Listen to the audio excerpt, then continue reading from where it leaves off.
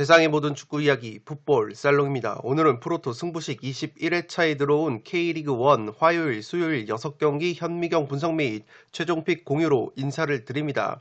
풋볼 살롱의 모든 축구 승무패 프로토 관련 컨텐츠는 구독자 여러분들의 유튜브 채널 구독과 동영상 시청으로 제작이 되고 있습니다. 시청하시기에 앞서 구독과 좋아요 버튼을 눌러주시면 풋볼 살롱 채널에 크나큰 힘이 됩니다.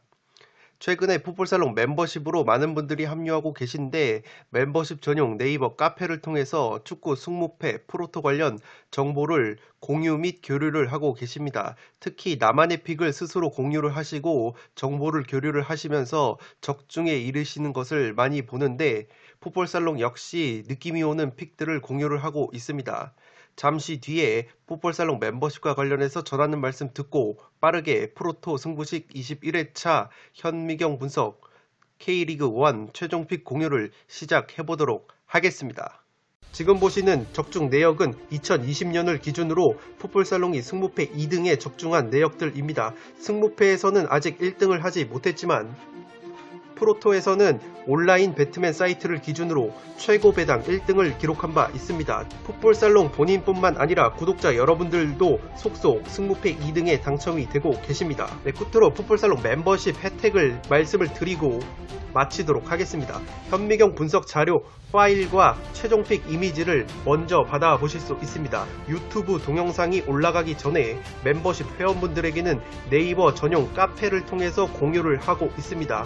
지금 보시는 현미경 분석 자료 파일이 평균 15장에서 20장 분량인데 이 분석 자료 파일만 보시더라도 유튜브 동영상을 시청한 효과가 있습니다. 두 번째 혜택으로는 멤버십 전용 네이버 카페가 있습니다.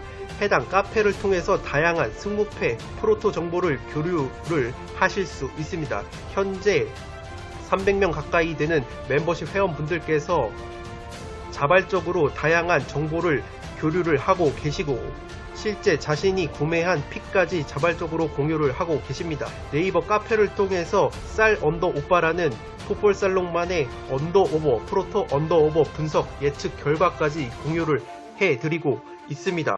첫 번째 경기는 전북과 대구의 경기입니다. 프로토 번호로는 41번부터 43번까지 들어와 있습니다. 전북의 일반 승리를 추천드리도록 하겠습니다. 프로토 같은 경우에는 승무패처럼 투포를 잡을 수 없기 때문에 일반 승리뿐만 아니라 2.5 언더오버 핸디캡까지 추천을 드리고 있습니다. 투트랙으로 접근을 하시는 것을 추천을 드리겠고 이 최종픽 결과를 가져가시는 것도 물론 중요하겠지만 항상 말씀을 드리듯이 풋볼살롱의 축구 승무패 프로토 분석 컨텐츠는 일회성 단발성이 아닙니다. 다음 회차 프로토와 다음 회차 축구 승무패 분석에도 도움이 되는 양질의 정보와 양질의 전술 분석을 제공해 드리는 것을 목적으로 하기 때문에 최대한 분석 내용에 집중을 하셔서 다음 회차까지 준비를 하시는 일거양득의 효과를 보시기 바랍니다. 이 전북 같은 경우가 직전 광주 원정에서 2대0 승리를 거뒀습니다. 일류첸코 선수가 전북에서 데뷔골을 신고를 했고 특유의 위닝 멘탈리티를 발휘하면서 꾸역승을 일궈내고 있습니다. 이 김상식 감독이 공격 상황에서의 디테일한 전술이 없다는 것이 약점인데 어쨌든 일류첸코라는 걸출한 공격수를 영입을 했고 일류첸코 선수가 선발로 나서고 있습니다. 또한 후반전에 구스타보라는 공격수를 투입을 해서 제공권 과 헤딩, 뚝배기를 활용한 공격 루트가 효율성을 발휘하고 있기 때문에 디테일한 전술은 없어도 선수단의 퀄리티를 앞세워서 승리를 일궈내고 있습니다. 평균 득점 시간대가 후반전 35분이라고 합니다. 그만큼 전북은 전반전에는 경기력이 나오지 않다가 후반전에 압도적인 선수단의 퀄리티를 앞세워서 찍어 누르는 경기 양상을 보여주고 있습니다. 이 대구와의 상대 전적을 보시면 지난해 3경기 모두 2대0 완승을 거뒀을 정도로 대구만 만나면 펄펄 날아다니는 전북이기 때문에 홈팬들 앞에서 대구를 상대로도 좋은 경기를 할 수 있을 것으로 보입니다. 이 대구의 경우는 직전 제주와의 홈 경기에서 아쉽게 1대1 무승부에 그쳤습니다. 이 전반전에는 제주에게 조금 밀리는 경기를 했는데 후반전에는 골대만 3번을 때리는 불운이 겹쳤습니다. 이 왼쪽 골포스트를 3번 때리는 골 결정력 부족을 보여줬고, 어쨌든 대구가 올 시즌 부진한 이유가 구성윤 골키퍼가 입대를 하면서 골문이 헐거워졌다는 부분인데, 이 최근에 부진한 모습을 보였던 최영훈 골키퍼 대신에 제1리그 출신의 문경건 골키퍼가 나섰습니다. 이 경기 초반에는 조금 불안한 모습을 보여주다가 이 문경건 골키퍼가 롱패스가 좋다고 하는데 이 특유의 롱패스 능력을 보여주면서 확실히 최영훈 골키퍼보다는 문경건 골키퍼가 안정감을 더 보여줬습니다.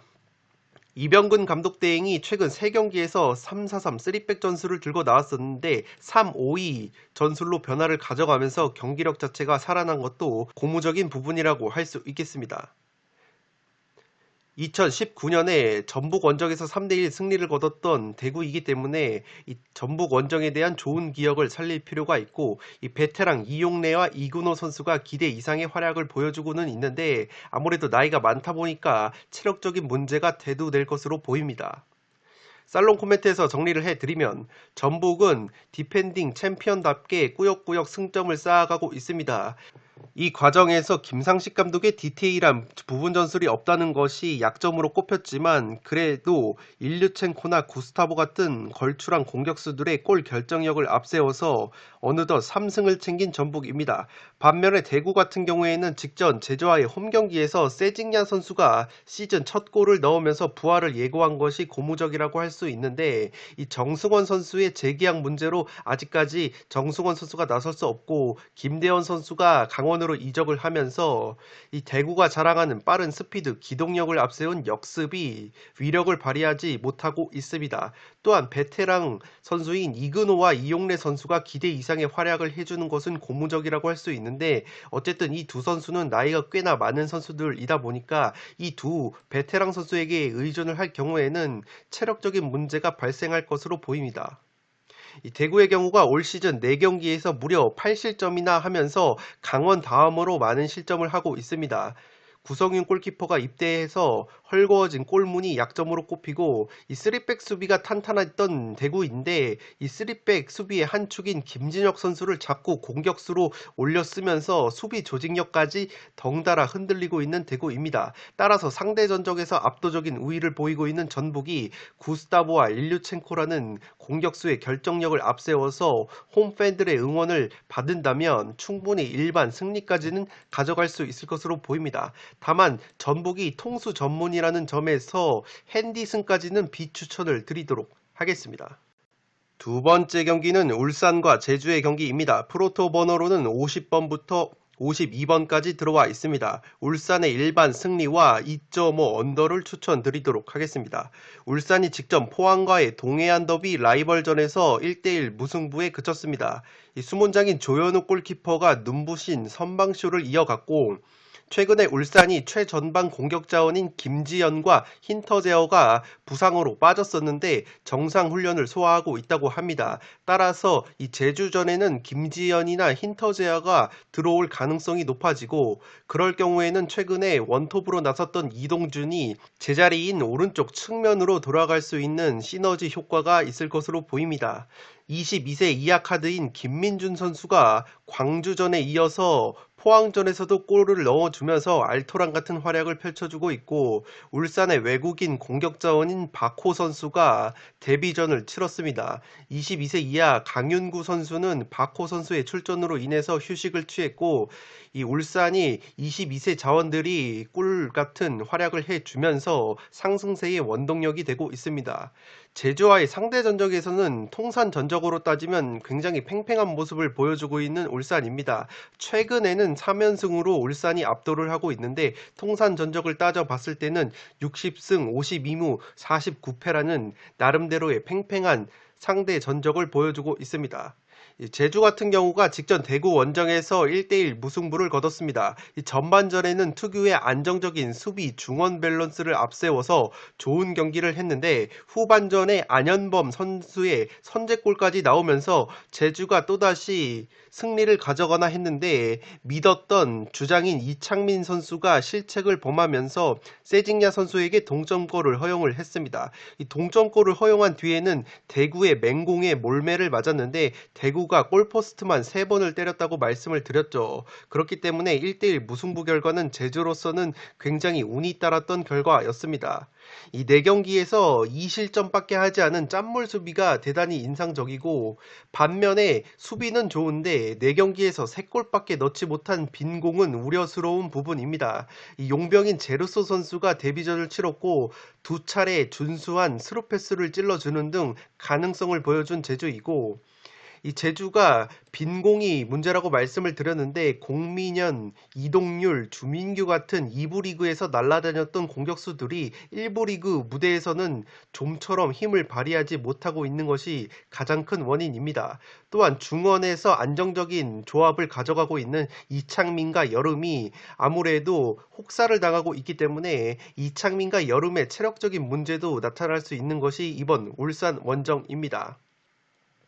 살롱 코멘트에서 정리를 해드리면 K리그 최다 득점팀인 울산과 최소 실점 2위 팀 제주의 맞대결입니다. 그야말로 창과 방패의 양상이 그려지고 다만 울산 같은 경우에는 최전방 공격 자원인 김지현과 힌터제어가 부상이었는데 최근에 정상 훈련을 소화하고 있다는 점에서 김지현이나 힌터제어가 들어올 수 있을 것으로 보입니다. 반면에 제주 같은 경우에는 수비와 중원에서의 안정적인 밸런스를 바탕으로 짠물 수비를 보여주고는 있는데 공격 자원들의 부진으로 인해서 빈공을 보여주고 있습니다. 따라서 지금 조현우 골키퍼가 절정의 컨디션을 보이고 있는 울산 수비진을 빈공을 보여주고 있는 제주의 공격진이 뚫어내기에는 버거워 보이는 경기입니다. 제주가 지난 경기에서 대구에게 후반전에 졸전을 거듭을 했는데 중앙 미드필더인 이창민과 여름의 체력적인 누수가 있어 보였습니다.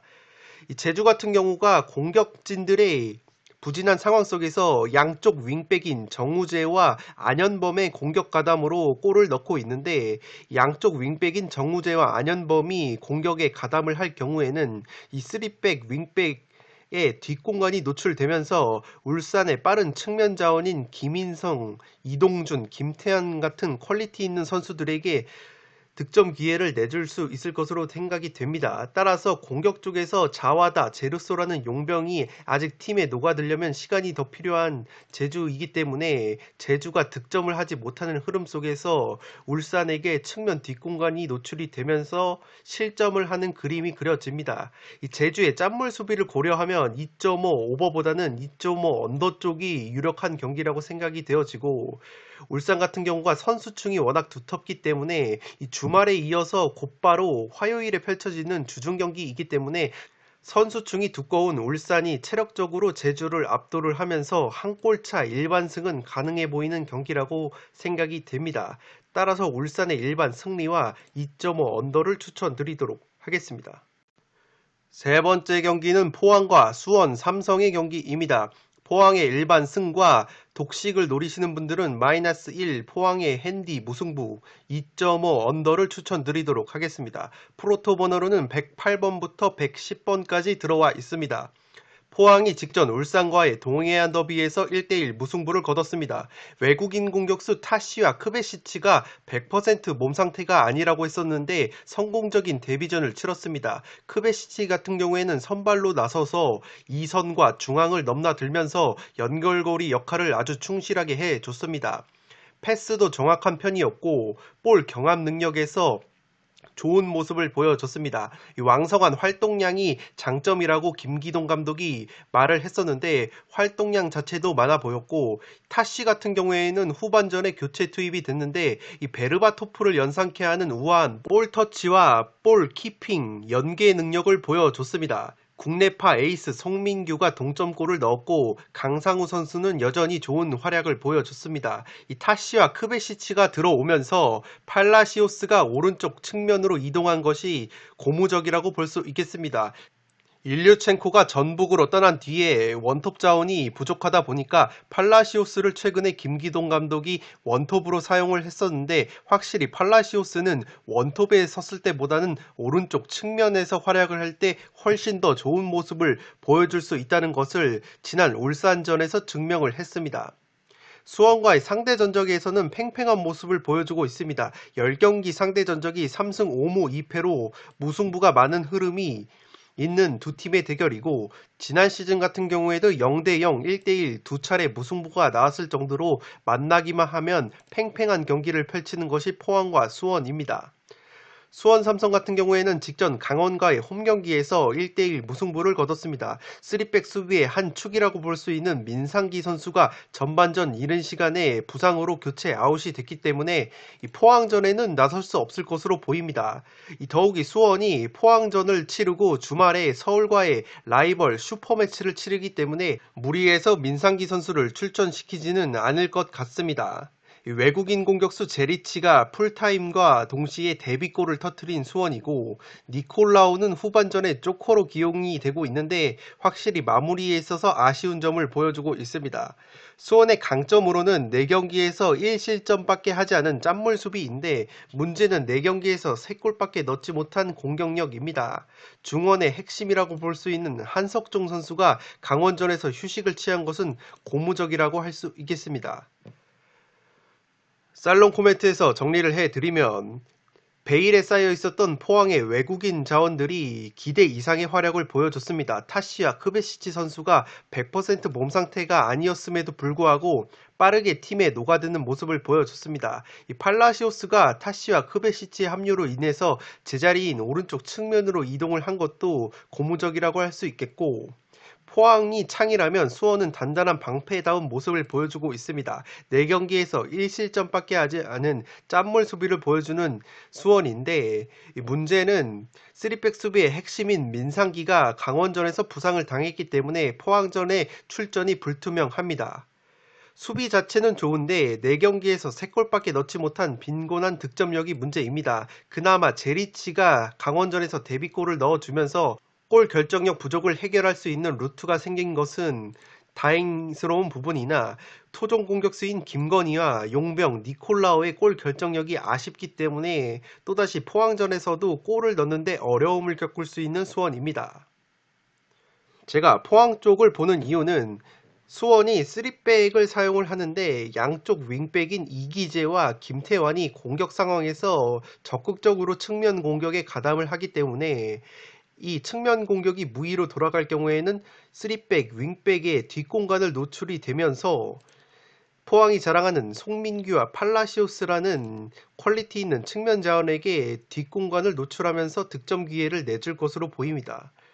또한 포항이 지난 경기에서 타슈야 크베시치라는 용병들의 가능성까지 봤기 때문에 충분히 한 골차 신승 정도는 거둘 수 있을 것으로 보입니다. 다만 2.5 언더 오버로 접근을 할 경우에는 최근 상대 전적을 고려를 하면 무승부가 많이 나왔던 흐름이 있고, 포항이 지난 제주전에서 수비와 중원 밸런스가 탄탄한 팀을 상대로는 의외로 고전하는 모습을 보여줬기 때문에 수원이 올 시즌 4경기에서 1실점, 최소 실점을 하고 있는 팀이기 때문에 수비가 좋은 수원을 상대로도 그렇게까지 대량 득점을 할 수 있을 것 같진 않습니다. 이 경기는 포항이 홈에서 홈팬들의 열렬한 응원을 받으면서 타시와 크베시치의 빠른 적응력을 앞세운 특유의 공격 축구로 한 골차 신승 정도는 거둘 수 있을 것으로 보입니다. 그렇기 때문에 포항의 일반 승리와 -1 포항 핸디 무 2.5 언더를 추천드리도록 하겠습니다. 네 번째 경기는 강원과 성남의 경기입니다. 2.5 오버와 강원의 일반 승리를 추천드리도록 하겠습니다. 프로토 번호로는 111번부터 113번까지 들어와 있습니다. 강원이 직전 수원 삼성과의 원정 경기에서 1대1 무승부를 거뒀습니다. 최근에 전북 현대전에 이어서 수원전에서도 경기력 자체가 살아난 강원이기 때문에 시즌 첫 승을 향한 의지가 대단합니다. 외국인 공격수 실라지가 데뷔골을 넣었고, 이 강원 B팀에서 끌어올린 신인 선수 김대우가 날카로운 크로스로 실라지의 골을 어시스트를 했습니다. 이 토종 공격수 고무열과 조재환의 컨디션이 안 좋았던 것이 강원이 부진한 이유 중에 하나였는데 그래도 수원전에서는 고무열과 조재환의 몸놀림 자체가 지난 경기들보다는 확실히 올라왔던 것 같습니다. 이 대구에서 데려온 김대원 선수는 여전히 날카로운 움직임을 보여주고 있기 때문에 컨디션이 살아난 고무열과 조재환 그리고 이적생 김대원을 앞세운다면 충분히 강원이 홈에서 시즌 첫 승을 노려볼 만한 경기라고 생각이 되어집니다. 중원사령관 한국영과 김동현이 제 몫을 톡톡히 해주고 있고 주장인 수비수 임채민이 퇴장징계에서 복귀를 했기 때문에 수비력 자체도 안정화가 된 강원입니다. 이 특징적인 것이 강원이 2019년부터 성남에게 3차례 정도 승리를 거뒀는데 모두 2대1 스코어로 승리를 거뒀습니다. 상대 전적 면에서는 최근 10경기를 놓고 봤을 때는 4승 4무 2패로 강원이 근소하게 우위를 점하고 있습니다. 성남의 경우에는 지금 강원보다 훨씬 더 분위기가 좋습니다. 직전 수원FC 원정에서 2대1 역전승을 거둔 성남이고 외국인 공격수 뮬리치와 부시가 나란히 동점골과 역전골을 넣어주면서 성남의 골 결정력 문제를 해결을 해줬습니다. 3백 수비가 인상적인데 김남일 감독 체제에서 4경기에서 2실점 짠물 수비를 보여주고 있습니다. 특히 마상훈 선수라고 이 전투적인 수비수가 있는데 이 선수가 원래는 수원FC전에 부상 여파로 출전이 불투명했는데 빠르게 회복력을 보여주면서 복귀를 했고 1실점으로 막아내면서 성남의 수비를 진두지휘하고 있습니다. 베테랑 김영관 골키퍼의 선방 능력도 여전하기 때문에 성남이 탄탄한 3백 수비를 기반으로 어느덧 2연승을 거두면서 순위를 5위까지 끌어올렸습니다. 이 최전방에 홍시우라고 선수가 있는데 항상 배바지를 하고 나와서 이 자세부터 다른 모습을 보여주는 선수인데 이 선수는 후반전에 쪼코로 기용이 돼서 날카로운 돌파를 보여주고 있고 주장인 서보민 선수는 세트피스 상황에서 전담 키커로 나서고 있고 이 스로인 상황에서 롱스로인이 굉장히 좋기 때문에 최전방에 2m 장신 공격수 뮬리치를 향한 스로인 공격도 하나의 공격 루트로 사용을 하고 있는 성남입니다. 다만 수비형 미드필더 이종성 선수가 맹활약을 하고 있는데 이종성 선수의 체력적인 우려가 있는 것이 성남입니다. 살롱 코멘트에서 정리를 해드리면 양팀 모두 4경기에서 3골밖에 넣지 못한 골 결정력 부족이 있지만 직전 경기에서 강원은 실라지가 골을 넣었고 성남은 뮬리치와 부시가 나란히 골을 넣었기 때문에 외국인 공격수들의 발끝 감각이 살아난 경기인 만큼 의외로 2.5 오버 경기가 나올 것 같습니다. 강원의 경우에는 주장 임채민이 복귀를 하면서 수비가 안정화가 됐는데 수원전에서 제리치에게 헤딩골을 허용을 했습니다. 따라서 성남의 뮬리치가 제리치보다 훨씬 더 키가 크고 수원FC전에서 약점으로 꼽혔던 헤딩으로 골을 넣었기 때문에 충분히 뮬리치를 앞세운 고공 공격을 막아내는데 어려움이 있을 것으로 보이는 강원입니다. 이 뮬리치 선수가 2m의 키이긴 하지만 헤딩이 의외로 약점이라고 말씀을 드렸는데 이 헤딩 능력 자체는 수원FC전에서 헤딩으로 골을 넣었기 때문에 우리가 우려했던 만큼의 수준은 아닌 것으로 보입니다. 다만 위치 선정 면에서 뮬리치가 고전을 하고 있는데 임채민과 아슐마토프라는 베테랑 수비수들이 이 제공권에서 부족한 점을 뮬리치가 위치를 잡기 전에 페널티 박스 밖으로 밀어내는 노련한 수비를 통해서 충분히 막아낼 수 있는 흐름이 나오지 않을까 싶습니다. 또한 앞서 말씀을 드렸던 것처럼 강원이 홈구장에서 성남을 상대로 최근에 2대1 스코어로 3차례 이긴 바가 있기 때문에 양팀이 만나면 의외의 난타전이 펼쳐집니다. 따라서 강원이 최근에 전북전부터 살아난 경기력을 앞세워서 성남을 상대로 시즌 첫 승을 위해서 적극적인 공격을 펼칠 것으로 보이고 성남의 경우에는 이미 2연승의 상승세를 탔기 때문에 안정적인 수비를 바탕으로 역습 한 방을 노릴 것으로 보입니다.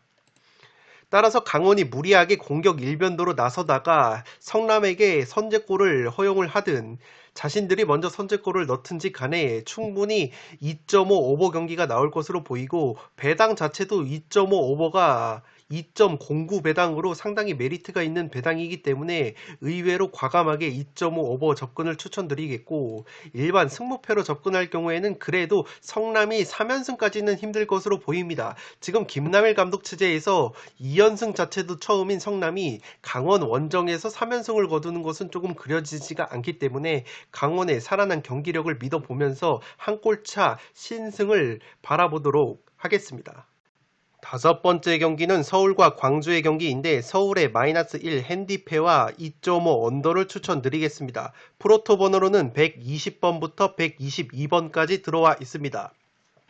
서울이 직전 인천 원정에서 1대0 신승을 거뒀습니다. 주장 기성용 선수가 막판에 천금 같은 결승골을 뽑아냈고, 확실히 외국인 공격수가 없다 보니까 최전방 골 결정력이 여전히 고민이었습니다. 기성용 선수가 연이어서 풀타임으로 경기를 소화하고 있기 때문에 체력적인 우려가 있습니다.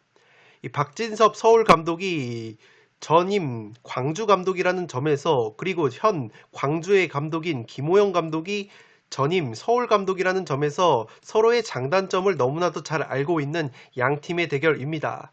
광주전 이후에 서울은 수원 삼성과의 슈퍼매치 라이벌 원정을 치르기 때문에 최근에 기성용 선수가 연이어서 풀타임을 소화를 했기 때문에 충분히 기성용 선수에 대한 체력 안배가 이루어질 수 있다고도 보여집니다. 광주와의 상대전적 면에서는 서울이 압도적인 모습을 보여주고 있는데 10경기로 따져봤을 때는 7승 2무 1패로 패배가 단 한 차례밖에 없는 서울입니다. 지난 시즌 같은 경우에는 0대0, 1대0 팽팽한 흐름을 보여줬고, 광주 같은 경우에는 경기력 자체는 좋은데 결과가 따라오지 않고 있습니다. 전북과의 홈경기에서도 0대2로 패배를 당하긴 했는데 경기 내용 자체는 전북에게 밀리는 경기는 아니었습니다. 펠리페 선수가 복귀를 했는데 100% 몸 상태가 아니다 보니까 선발 출전보다는 후반전에 주로 투입이 되고 있고, 확실히 김원식, 이찬동, 김종우가 구축을 하는 탄탄한 중원 라인이 좋은 경기력을 보여주고 있습니다. 윤보상 골키퍼가 굉장히 좋은 선방 능력을 보여주고 있는데, 이 윤보상 골키퍼가 대구전에서 목 부상을 당해서 직전 전북전에는 나설 수가 없었습니다. 이 윤보상 골키퍼의 인터뷰를 찾아봤는데 목 부상이 다 나아서 이번 서울전에는 출전이 가능할 것으로 보입니다. 살롱 코멘트에서 정리를 해드리면, 서울의 경우에는 에이스 기성용 선수가 2경기 연속 풀타임을 소화를 했기 때문에 체력적인 누수가 우려가 됩니다. 더군다나 광주전 이후에 수원과의 슈퍼매치를 앞둔 서울이기 때문에 무리해서 기성용 선수를 혹사를 시킬 것 같진 않습니다. 광주의 경우가 김원식을 축으로 이찬동, 김정우가 버티고 있는 미드필더 쪽이 상당히 좋은 모습을 보여주고 있기 때문에 만약에 기성용 선수가 출전 시간을 줄인다면 서울의 미드필더 진이 광주의 중원을 상대로 하기에는 체력적으로 버거울 수 있다고 보여집니다. 광주의 윤보상 골키퍼가 부상에서 돌아올 수 있다는 점도 광주 쪽에 힘을 실어주는 요소이고, 나상호와 조영욱의 측면 공격이 좋은 서울이지만 박주영 선수가 예전만큼의 골 결정력을 보여주고 있지 못해서 서울이 의외로 득점을 하는데 어려움을 겪을 것으로 보입니다.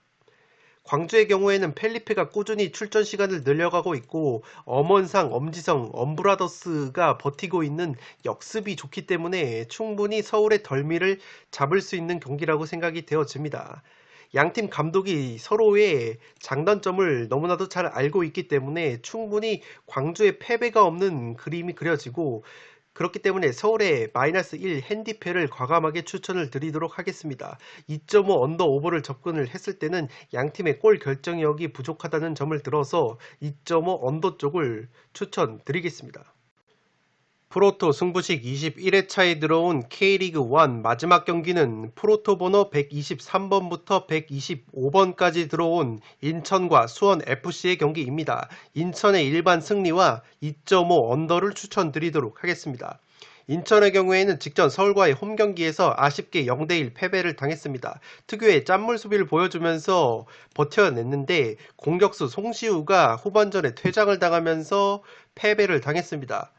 핵심 미드필더라고 볼 수 있는 주장 김도혁이 부상에서 복귀를 해서 문지한과 함께 중원에서 왕성한 활동량을 보여주고 있습니다.